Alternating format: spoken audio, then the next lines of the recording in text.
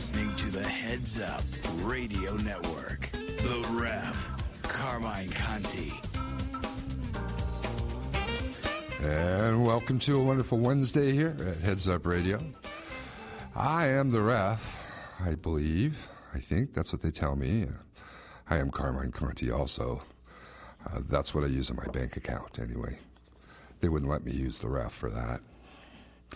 But welcome to a wonderful Wednesday here at beautiful Lake City, the city by the lake here, Coeur d'Alene, Idaho, broadcasting all over the world, and especially to you and our immediate surroundings.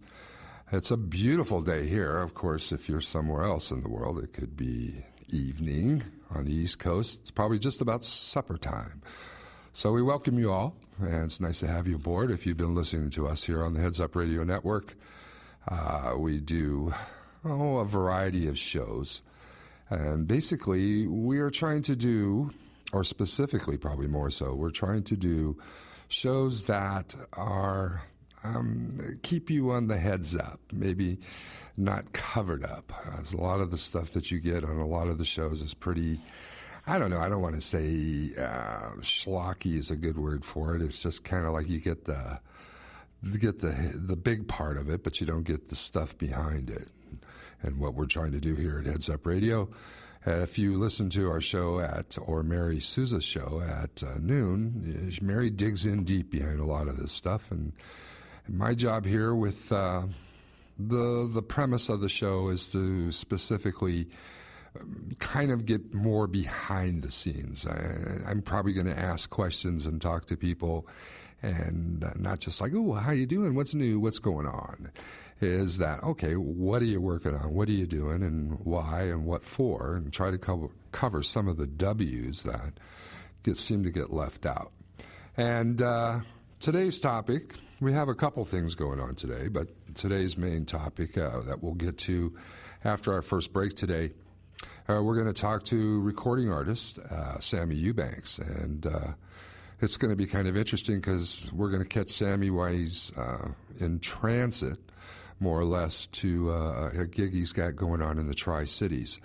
So it'll be interesting to kind of talk to Sammy a little bit about what's going on with him and the future of the Eubanks train there and where it's going to, because he's got some big things happening.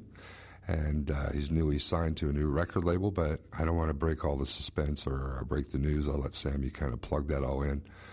And then, of course, we'll follow our guide here. We're going to talk a little bit about, in the first part of the show, we always pretty much try to cover the nuts and bolts of Heads Up Radio, so you can tell a friend, we hope, and kind of get involved.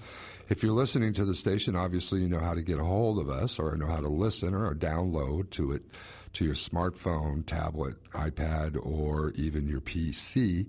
So if you're somebody that does that kind of stuff, it seems to be pretty popular these days. Internet radio seems to be the way to go. People can switch around a lot faster and find shows that interest them, and we hope this is one of them. And if not, let me tell you how to get involved with Heads Up Radio. First of all, you want to go to our website, which is the www.infamy thing, Heads Up Radio, all one word on that, headsupradio and .com, and that should take you to our website. On that, you'll find pictures of Mary, myself, and Mike Loy, and also a little button with a pull down there. To click on that if you want to listen to it, and click on that, and it'll easily show you how it can be downloaded to your smartphone, tablet, or iPad, and it's pretty simple from there. And if you want to be involved and you wanted to write in some suggestions, either for Mary, myself, or Mike, just use it, first names, Mary, or in my case, Carmine at headsupradio.com. That would be the email that would take you directly to me. And then, of course, if you want to phone in during the show and ask a few questions, I'm going to ask today, of course, if you're going to do that, to kind of wait till after we finish the segment with Sammy, which will take us to about a quarter to the hour, and we are doing 1-hour shows, and so I'll have some time there right towards the end of the show today to field any questions if you have regarding that, and or any thoughts about the show itself. And the phone number here is 208, area code 758-0546. That's 208-758-0546. So that's kind of the way that you can get a hold of us and get involved. We're also, at this time, we're a new station. We're just kind of branching out. We've been broadcasting shows now for a little over 2 months, and we kind of put this package together at the first of the year, kind of thought about what we were going to do, and we're on our way, but we're still relatively new, and obviously we're looking for sponsorships or people that want to advertise on here, and so you can call that 758-0546 and ask for Terry, and he's kind of the big cheese as when it comes to that. He'll let you know what you got to pay or what you got to do to get involved with Heads Up Radio. So that kind of takes us as far as what I would call are the instruments that we and you can use to get involved with us. And what I'm going to do is I'm going to kind of browse about over the last week in review and kind of give you, here we're midweek. Sometimes it always catches us kind of in the middle because things are already starting to happen. But usually by about Wednesday is about where things start to kick off as far as the entertainment business and sports. But to review from last week, if you were listening in to us last week, we talked to Jeanette Dunn, and Jeanette Dunn is a publisher, a media publisher for Spokane Sizzle and Idaho Cuisine magazines. Just a kind of update on that, tomorrow will be her anniversary, I believe the 10th anniversary release of the Spokane Sizzle magazine. She's been doing the Idaho Cuisine for about 15 years now. But tomorrow's issue will be out and about the restaurants and stuff like that. So if you get a chance, grab that magazine. It's really well done. Jeanette was a great guest last week, and once again here at Heads Up Radio, we'd like to thank her for being part of the family here and joining in with us and spending some time explaining where media, as far as media print is concerned, is where it's going, and quite interesting. It helped me get more of an understanding when you talk to a publisher, and she can explain some of the trials and tribulations that they're going through, because the media business is changing rapidly, not just in radio, as you might have noticed with the advent of internet radio. That's really, really changed the way people market and advertise. And same thing is true with media print. Now it's going to the digital side of things. And her concerns, of course, is how to make it fund itself. And so if you've noticed many magazines shutting down, that's some of the reason. And some of the magazines that have shut down the print have moved over to digital. So if you're a subscriber, obviously, to a digital publication, you know exactly what I'm talking about. But once again, thank you, Jeanette Dunn. We look forward to having her back in the maybe not so near future, but having her back again and keeping us on our toes as far as what's going on in what she does is entertainment and culinary. And so that does involve skills of not just chefs, but other events going on with musical artists. And if you're interested and you are a musical artist that happens to play at some of these restaurants and places where Jeanette features in her magazines, don't hesitate to go to the WW Spokane Sizzle site or Idaho Cuisine site, which is the same. And really all you have to do is drop her an email of the schedule that you have and where you're playing, and I'm pretty sure she'd be happy to put that in her magazine. So there's an outlet for you guys that are always complaining about not getting your names in the paper or getting where you're playing at in the paper, or magazines. So that's another outlet for advertising. Use it, and don't abuse it. as anything else.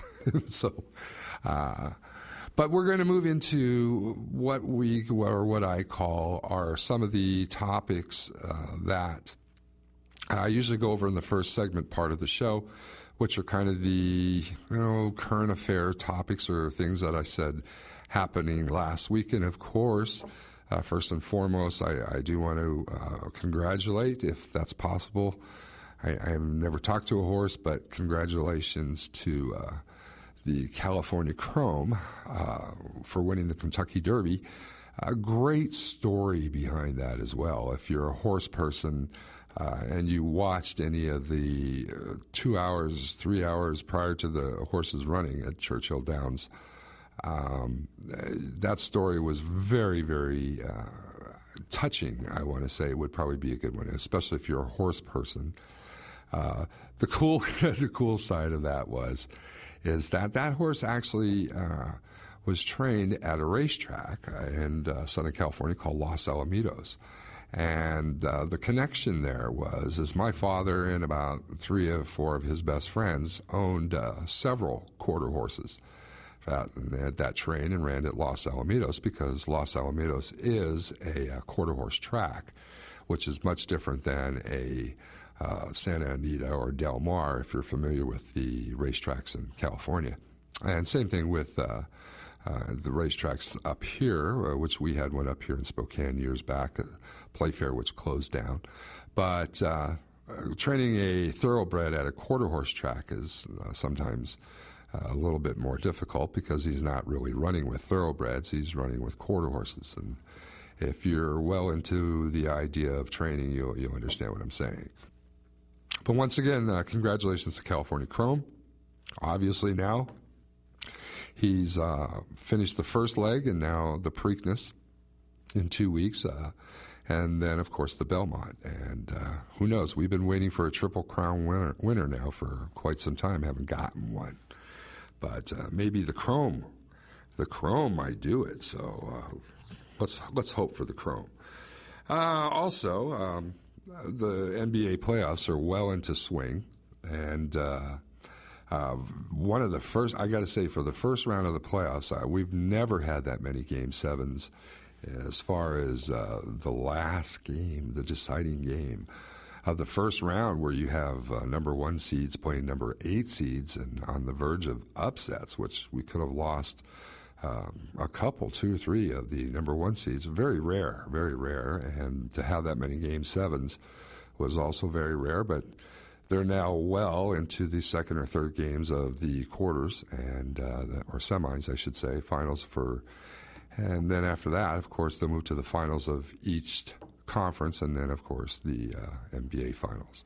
Keep your eye open. I'm still kind of holding on. I got a favorite. I like the Spurs, but I got to say, the defending champ is the champ until they get dethroned. So I don't want to wish anything bad. I'd love to see a rematch of Miami versus San Antonio, and with different results this time, of course. But if you got anything to say about that as well, remember, you can always chime in here, send stuff in here, email or phone in, and leave a message and tell me how crazy I am for liking the San Antonio Spurs. But we don't have a basketball team up here.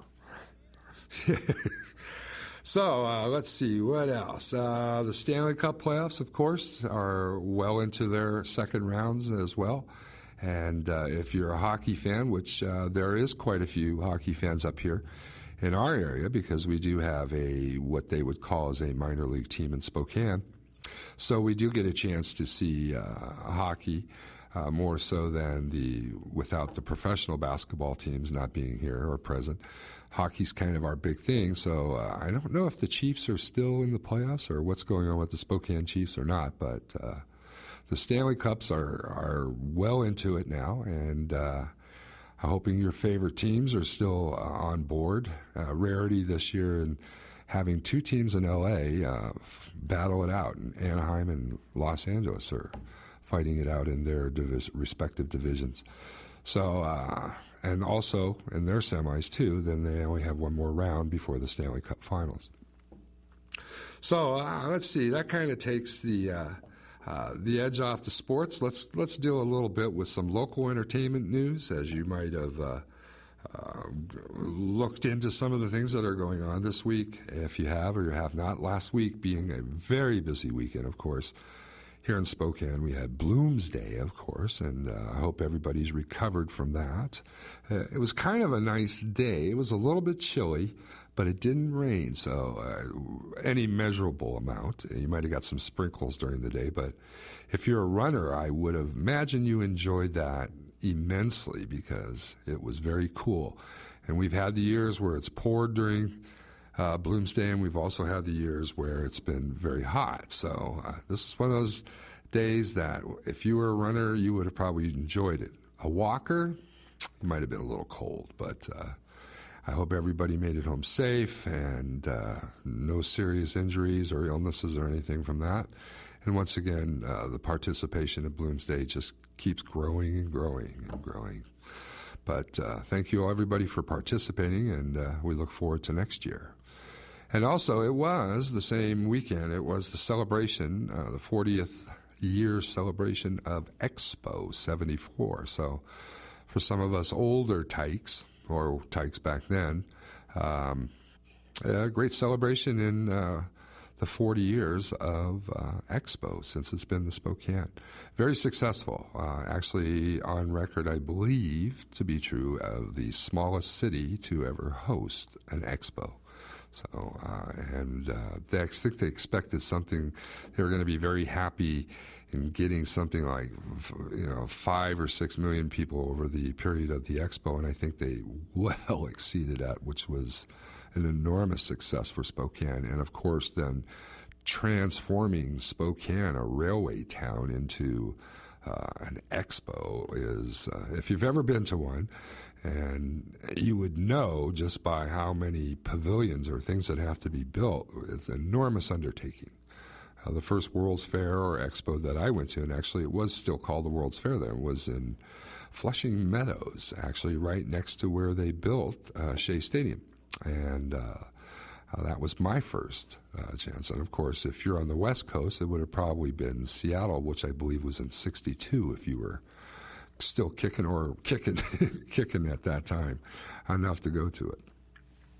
But as I say, great weekend, Bloomsday, Expo celebration, and coming up this week now, I'll leave Sammy's little bit out for when we interview Sammy here later on, but we do have tomorrow night, if you're a Inland Empire Blues person, a member of the society, or just a blues person that likes to go to their monthly event, Eric Rice and Dirty Rice will be playing tomorrow night at Daly's Cheap Shots. Daly's is out there in the valley on Trent there. It's a pretty easy stone throw from Spokane, a little bit more from this side of the border, but still pretty easy to get to. Interesting environment there, and actually they've been hosting, I believe, the IEBS, I don't know however it's pronounced, or acronym for that, is they've done very well with it out there, and the Blues Society needs a home, and it's always nice when they get a nice little place, and it seems to be well suited for all types of guests that want to go there, bikers or anything, just about anybody that likes to go out and kick it up. And they have a nice little dance floor and place outside in the summer that they use, so it's pretty fun. So we're going to take a little break here. That kind of kicks us into the break mode, so I'm going to do a little break, and when we get back here, I think we're going to have Sammy Eubanks online. So stick with us. I'm the Ref, right here on the Heads Up Radio Network. Support of Heads Up Radio's audio stream comes from people like you. Join the thousands that make independent radio stations like Heads Up Radio available to the public and your community. Please donate today. Experiencing an avalanche? The damage from water, fire, or mold can be a disaster and costly. Let Avalanche Cleaning and Restoration repair your disaster fast, safe, and reliably. Call 208-762-2227 for pricing, or if you have an avalanche emergency, call the hotline 24 hours, 818-4411. Avalanche Cleaning and Restoration. Fast, safe, and reliable. 818-4411. In this world of moving commerce, your business is either moving forward or moving backwards. Make sure it moves forward. Maybe it's time we build a spot that fits your image. Blue Creative Group takes the time needed to put together a spot you want people to hear and make it a marketing tool to drive customers to your business. With the tools and experience ad agencies and radio stations lack, Blue Creative Group will score it, voice it, and produce it, and if need be, place it on radio and TV stations throughout the Northwest. Blue Creative Group lets you make your branding personal to your target audience. Be creative, be productive, while being cost-effective. Be Blue. Blue Creative Group. Creative marketing plans for the 21st century. Call today, 208-758-0546. 208-758-0546. Keeping entertainment fair. It's The Ref. Carmine Conti, here on the Heads Up Radio Network. And welcome back to the Heads Up Radio Network.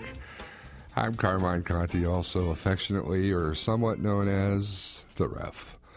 But to my guest today, I'm probably known as Clem. So that probably would be my name on the radio, on the phone, live in, I hope his car or maybe in his house.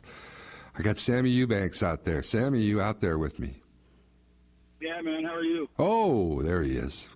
Good afternoon, Mr. Eubanks, and welcome to, our new radio station here, the Heads Up Radio Network, and, of course, me, The Ref, and which is an entertainment show, but not a sports show. So I'm going to call fouls on entertainment as well as basketball players now. Well, Sammy, listen, you know, what I wanted to do with you is I wanted to build this into, you got so much going on. I just knew that we couldn't cover this in a 1 hour segment. So if it's okay with you, I'd like to this one we're going to kind of get a little history about you and up to a point, and then I think, as I had told you, I want to bring you in the studio for a live show where we can do some acoustic stuff. I know you're working on a new album project as well, but I don't want to do anything that would, give anybody a sneak preview on it, but that's up to you.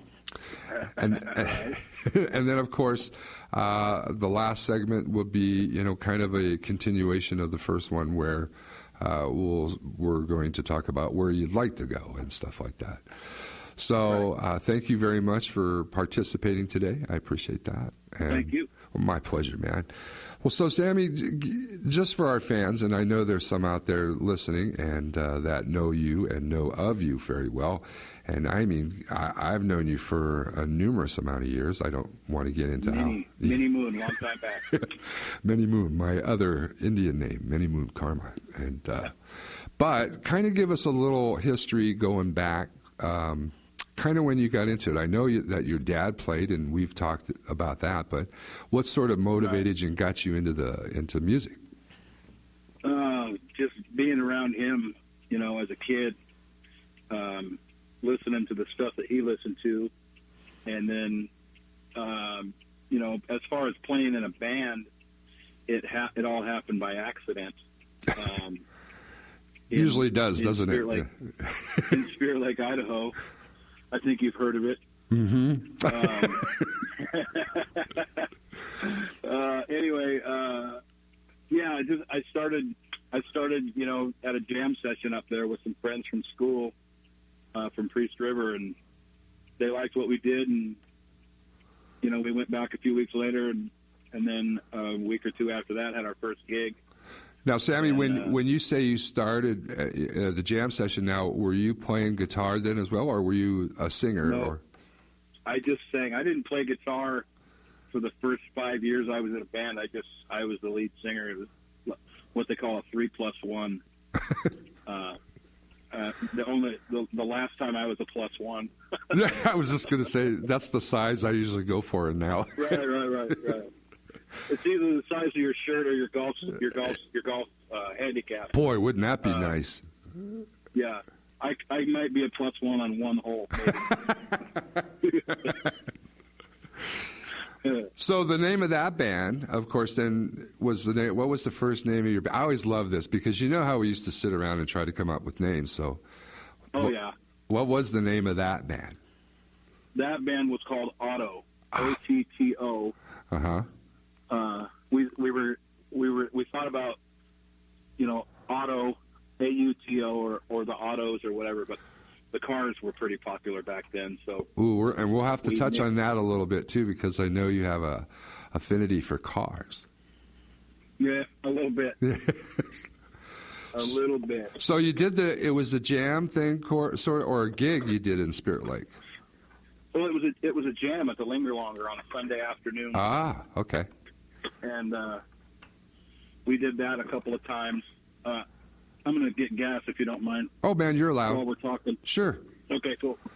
I'm actually on my way to the studio today. Oh, you're going to do some more work in the studio, huh? Yes. Perfect. Yeah, we haven't been in there in a few weeks, so pretty excited to get back in there today. And then you're going to run off to the Tri-Cities as well, so. Friday, yeah. We play down there Friday at Sagaris Winery. Perfect. Yeah. So then after Otto, then of course, now you're a musician. Now you got the bug, right? Yeah, I guess so. And I definitely had the bug. What happened from there? Well, then after Otto, a band called The Cheese. Are you getting ethanol or non-ethanol? Non-ethanol, regular. Yeah. Regular, yeah. Yeah, what kind of car? I'm in my, actually in my Nissan Envy 3500 van. Uh-oh. How many cars you got now? I don't think you've seen this one. No, I don't think so. Yeah, it's a pretty bad mamma jamma. I have, let's see, am I 1, 2, 3, 4, and then my wife's got 2. Your wife's got 2, you got 4. Yeah. Boy, how's the insurance rates? Pretty amazing. Oh, not all of them are insured all the time. Way to go, Sammy. Rob Peter, pay Paul. This one fortunately is fully insured. Yeah. Does it got death stripes on it or anything? Did Dago do anything on this one yet? Or no, not no, but hell no, no. Well, I'm sorry, I broke up. He knows better. Yeah, I broke up where we were going with it. I'm sorry. So right. We left Otto and we went. The next band was The Cheese. The Cheese. It was called The Cheese. Oh. Yeah. And that band lasted from January of January of '86 until or '87, January of '87 until April or May, when I got a call from the Cruisers to play with them. Right. And went and did that deal. So you were, and that's when I started playing guitar. Oh, that's when you started. Okay, perfect. Yeah. Well, because I know then, because I was just going to say, because I knew, the guys, the first thing where I remember when you had opened up for Los Lobos at Gatsby's. Oh, that's so funny. Yeah. That was June 7th of '87, the day before my birthday, my 17th birthday. Really? That's funny. But no, actually, we're today we're going to do a Los Lobos song on the new record. Oh, really? So you're giving away some hints. Yeah. Yeah. I love that. Now you got that first out there. Which one are you going to do? Or from Hungry Like the Wolf album or something more recent? Los Lobos. Yeah, Los Lobos, Hungry Like the Wolf. No, we're going to do a song called My Baby's Gone. Oh, right. Yeah. So if you're listening out there and you have some of the Los Lobos discography, look that up and then be prepared. Excuse me, yes, we're going to do that song, and we're going to do a song by Nick Curran. Yeah. I never got to meet or see Nick Curran play. He unfortunately passed away in, I think, 2012. But he's the reason that we got to play at all at the Untapped Blues Festival, which coincidentally is this weekend. Right. Because when he got sick the second time around, he had to cancel a spring tour that he had, and one of the dates that he had on that tour was at Untapped. Uh-huh. And Dave Nichols called me and asked if we'd be interested in playing. And anyway, it's kind of a weird way to have a special place in my heart for somebody, but I definitely have a special place in my heart for Nick Curran. Well, and you were saying you're going to do a Nick Curran tune as well, so it kind of all ties in. It's nice you get to do a tribute to him as well. So that, yeah, you're right. Sometimes we get presented with weird ways of doing tributes to artists that we like. I hope I can give you a weird way someday, and that'd be. You probably will. Well, listen then, and from the Cruisers then, because I know the Cruisers were kind of, you guys had a pretty good diversified song list, I would say. You know, I mean. Not really. No? Not really. They called it fossil rock. Ah. You know, and we did old Who and old Stones and old Badfinger, Animals,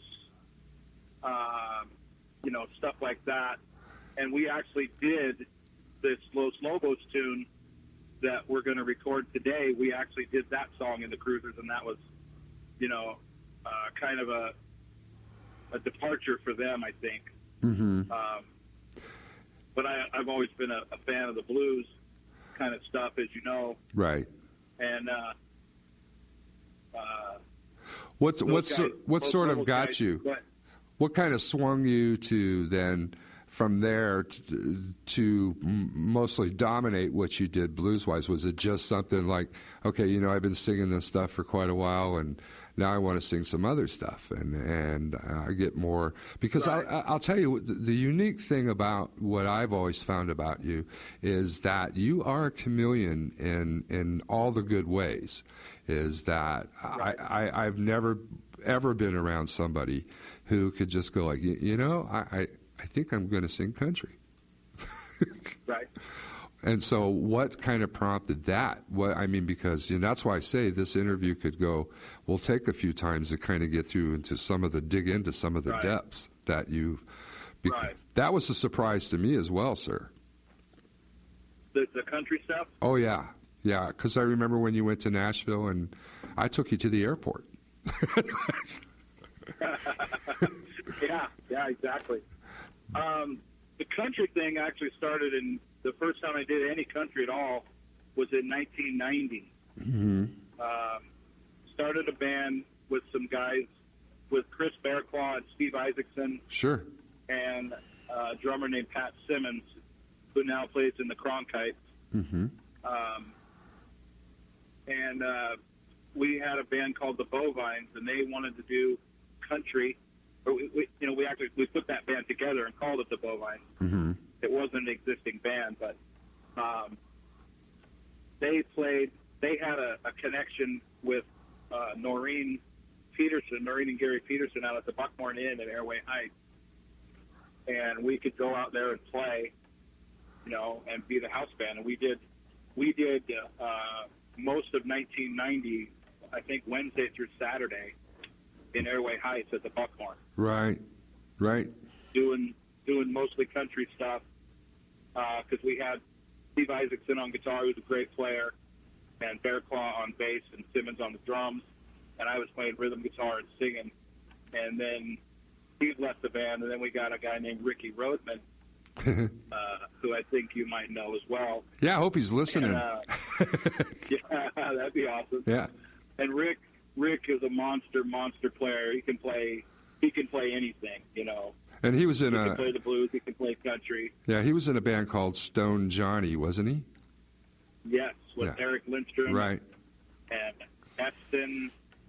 I don't remember Eston's last name, the drummer.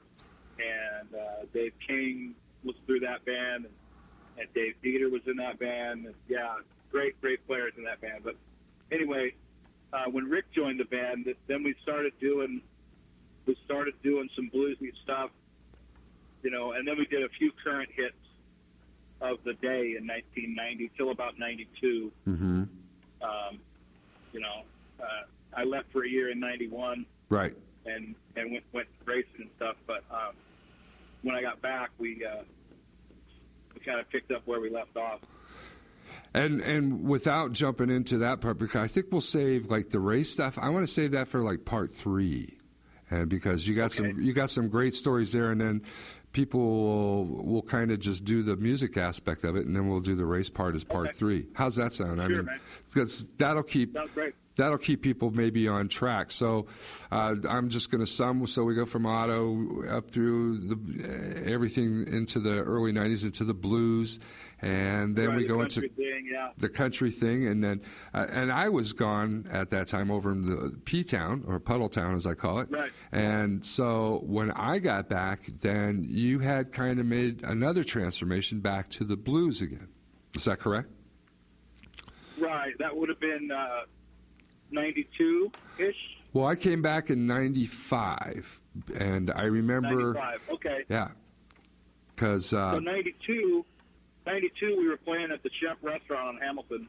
We played Monday through Saturday there, and then I hosted the jam on Sundays at the brewery, Fort Spokane Brewery, for a while. We did 2 months straight there one time, where we did 6 nights at the Chef, and then Sundays we did 7 nights a week. We did 59 nights in a row. At one stretch. Yeah. And you're working. Yeah, I love that. Yeah, I love it. I'd rather be playing than not playing. But anyway, did that, and then in 93, early 93, I had a band called El Dorado. That was El Dorado featuring Sammy Eubanks. Is what we came up with. Okay. And then we were out at the Buckhorn again, and a guy named Derek Furston came out and saw us play out there, and said he wanted to, or maybe it was somewhere else. I don't remember where we were at actually now, but he was buying Gatsby's downtown and was going to make it a country bar, and wanted us to play there, but he wanted my name out front.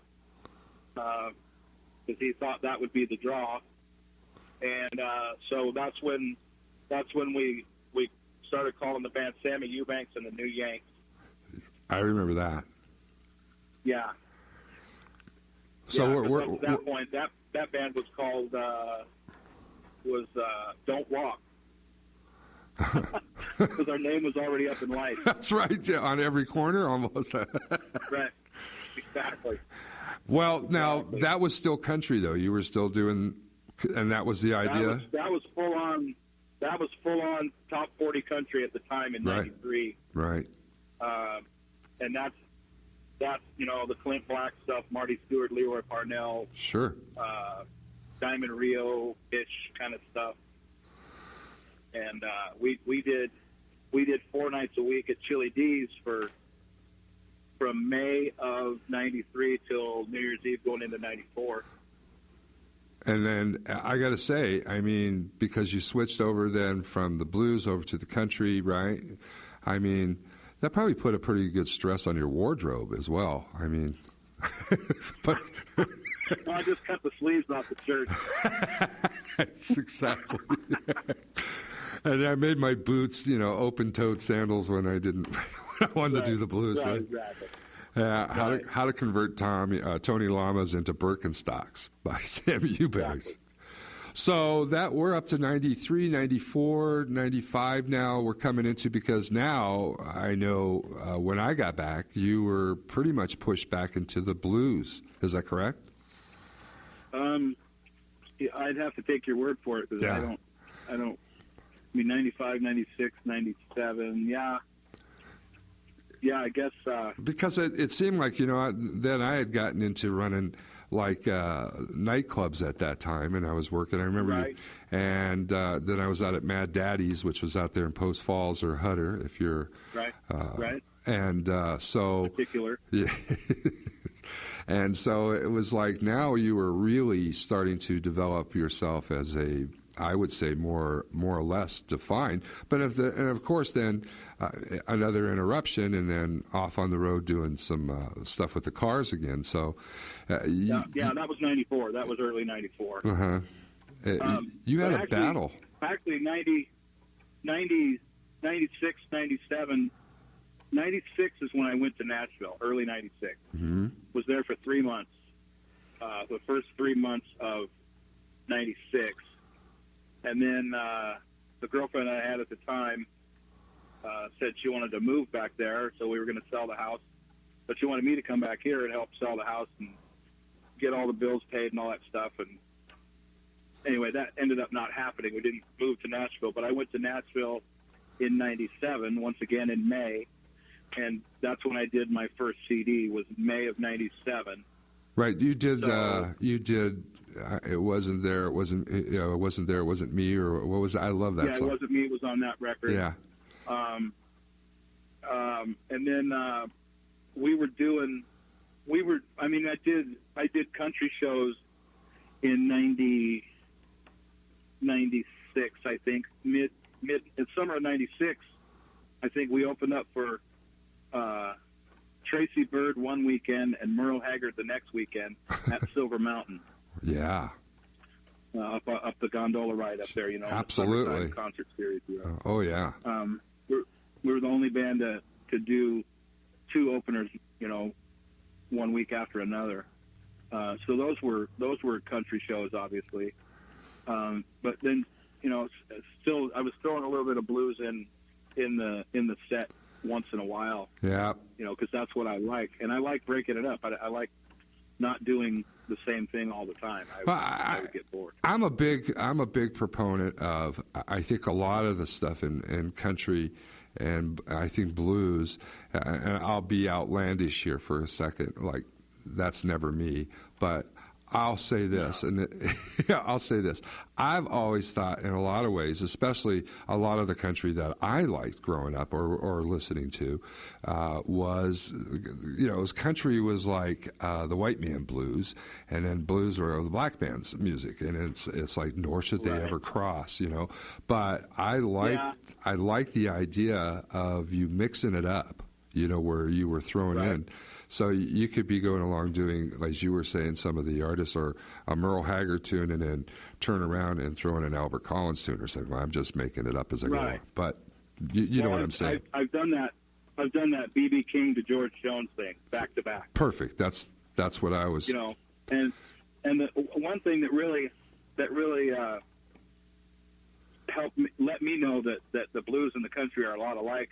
In the mid-'90s, there's a song by a guy named Larry Stewart called "She's All Right Already." Larry Stewart was the lead singer of Restless Heart, and he might be back with the band now. I don't know what's going on with them, but he did a solo thing, and he had this song called "All Right Already," which is a blues shuffle in the key of G. And I mean, you could sing any blues song, pretty much that's a shuffle. You could sing to that same music. Mm-hmm. And your listeners can check it out. Or you can check it out, and I'm going to check it out because I haven't heard it in 20 years. But be a cool one to bring back. But would be. But anyway, it's the same. It's the same music.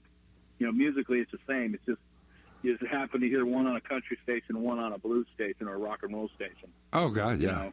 And it's musically, it's the same. It's the same beat. I got to say, even some of the stuff that I see, and I know the awards shows sometimes get over the top, but I mean, especially since country now is so much more produced, and especially the shows. But I'll tell you, behind it is still that shuffle. And yeah, there is a little bit of difference to, and the drum cadence might be a little bit different than a straight shuffle. But I'll tell you, it's there. Right. It's still there. Absolutely, it's there. And it's another thing that happened with country music was the rock influence. Right. Like when the biggest case in point to me is like Shania Twain, when her husband Mutt Lange was producing her records. Shania Twain sounded like Def Leppard with a chick singer. Exactly.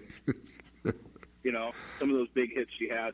Absolutely. Yeah, especially what is it? Feels Like a Woman or something like that. I mean, that could easily. Yeah, something like that. Yeah. That drum sound, that snare drum sound is the same as the Def Leppard snare drum sound. Which it came from the same guy. Yeah, exactly.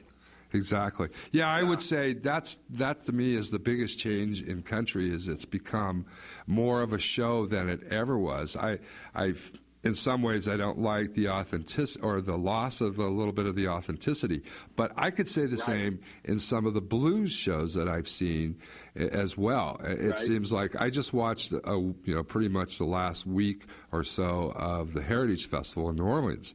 And some of the guys down there doing blues, it's overproduced, and it takes away. And then they bring on a little 3-piece or 4-piece, and somebody, it's barely has an amplifier, and all of a sudden you get that authenticity back. Right. And so I don't know. I'm excited too to hear how where your album goes, and of course like that. And we'll get to talk about that when you come in and do some live stuff. I want you to hold for a couple minutes, Sammy. I got to sell some chicken, okay?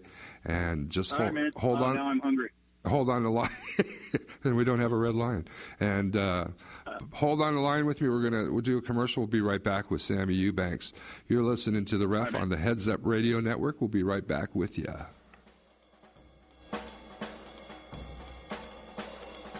Hi, this is Mary Souza. I'm running for the Idaho Senate to represent you down in Boise. This state must stand for freedom. The federal government has invaded Idaho through the state Obamacare exchange and Common Core in our schools. My opponent, Senator John Getty, was a major supporter of both of these measures. With new leadership in Boise, we can return control of health care and education to the people of our state. Please elect me, Mary Souza, for Idaho Senate, District 4. Paid for by Mary Souza for Idaho. The damage from water, fire, or mold can be a disaster and costly. Let Avalanche Cleaning and Restoration repair your disaster fast, safe, and reliably. Call 208-762-2227 for pricing. Sorry, Jen, I can't make it to our coffee date today. My kids are sick again, and I have a terrible headache, and medicine just doesn't seem to help. Seems like you guys are always sick. Have you had your house tested for mold? Come on, Jen, you know me. I keep my house spotless. There's no mold here. That's what I thought about our house. We had the same problems last year and called mountain mold testing. They came right out and inspected our whole house for mold. Really? What happened? Well, mountain mold testing took air samples, and the lab test showed that we were breathing dangerous, invisible mold. We got the mold cleaned up, and now we don't have any more wheezing, headaches, or congestion. They gave us our health back. Mold can cause numerous health problems, including allergies, chronic headaches, asthma, and lung infections. Children, pregnant women, and the elderly are especially susceptible. Call Mountain Mold Testing at 208-660-8877. That's 208-660-8877. Online at mountainmoldtesting.com.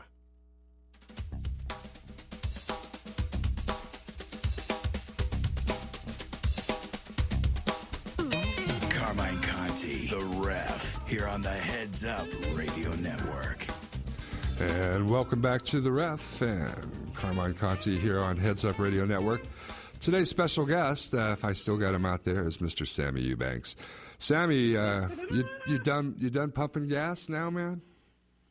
Oh, I've been on the road for 20 minutes. Oh, okay. I was in Post Falls. Now I'm on Bigelow Gulch Road. Oh, boy. Well, I hope I don't lose Allegedly. you back there. Back in the Gulch.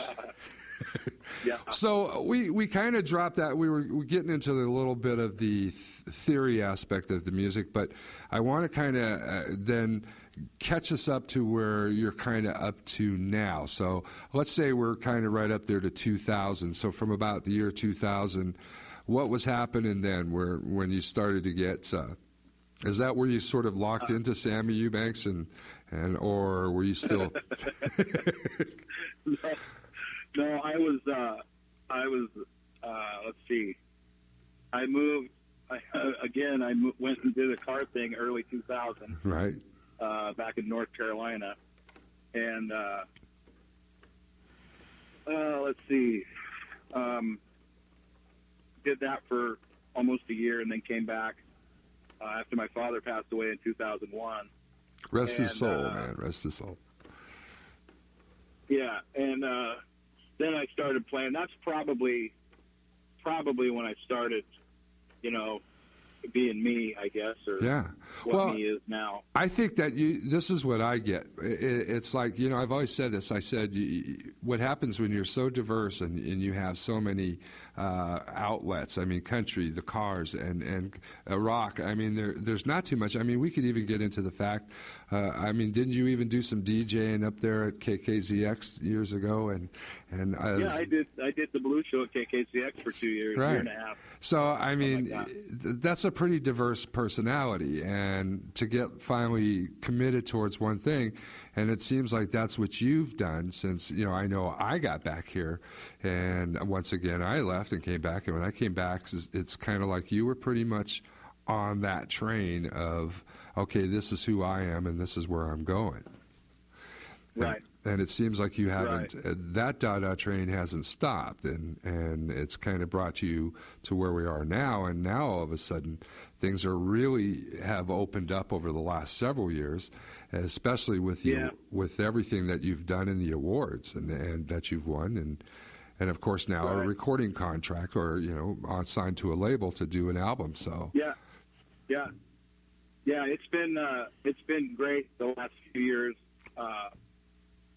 It's been great all along, but the last few years have been, a lot of the focus has been on the blues stuff. Mm-hmm.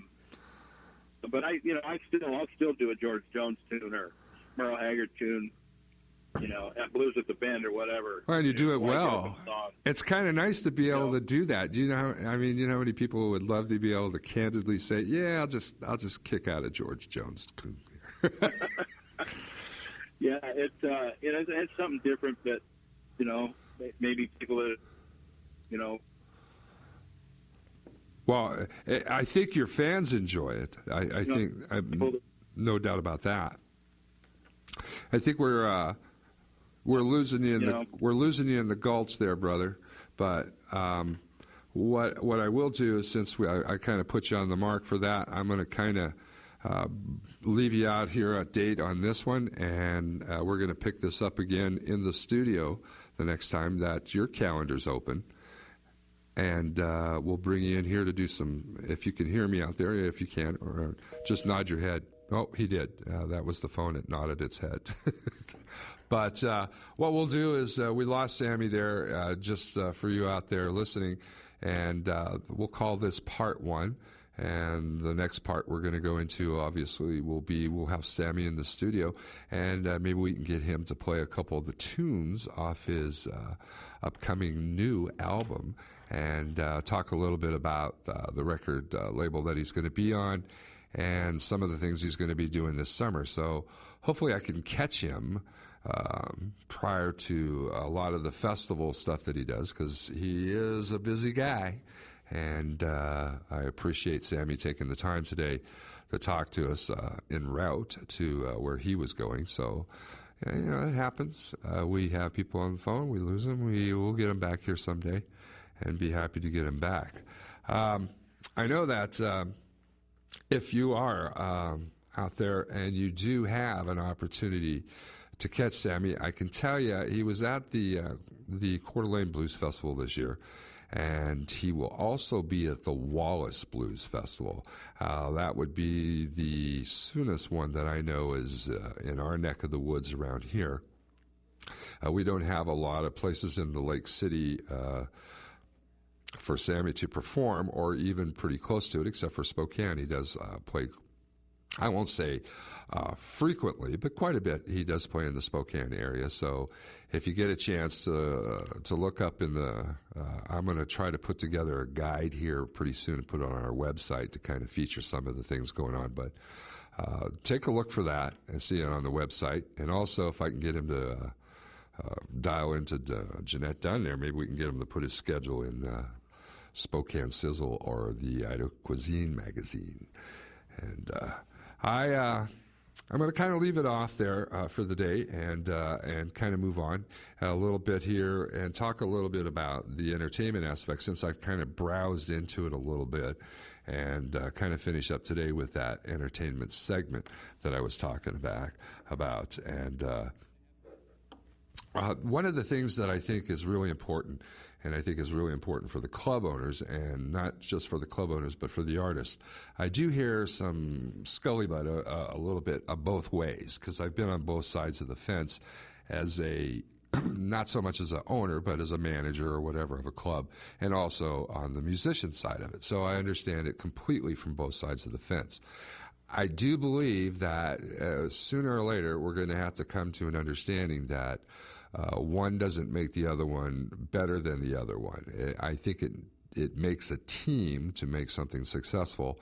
And when the owners of clubs or managers of clubs understand that, the teamwork and the manager or the leader of a band understands that it's teamwork and those two working together, that's what's going to make it successful for both entities. But there has to be a fairness drawn. And as the ref, I've always said that I make the call on this. And my call on this today is that if you are in a position, or whatever position that be, the leader of a band or the manager of a nightclub or owner, is that sit down and understand that working hand in hand is ideally the way that a club is going to benefit for both of you. And otherwise, if you take examples, just to give examples of any successful nightclub or any successful band that plays in a successful nightclub, 1 and 1 is the same. It's that the club has done a great job because of certain reasons, and that's not maybe the entertainment. Otherwise, these casinos in Vegas and some of these places, Atlantic City, are these big casinos that they have bands in or big acts in. They bring them in to help market their club, or in this case, hotel or resort or whatever the case may be. Same thing is true on the flip side of it. Being able to promote your band as somebody who has played these offers that validity of that you were ready to throw down from that side of it. So understand that there's two sides to this fence, and I hear a lot of complaining from both ends of it, but I think a lot of it can be resolved if you took the time to sit down and understand that if we're to play here, what's the benefit for us? And same thing from the club owner is, if you play here, what's my benefit? What are you bringing to my tables? And if you understand that, I think you're going to get a lot more response, not just from the club owners or from the band members, but from your patrons as well, or fans. Listen, you've been listening to The Ref here on the Heads Up Radio Network.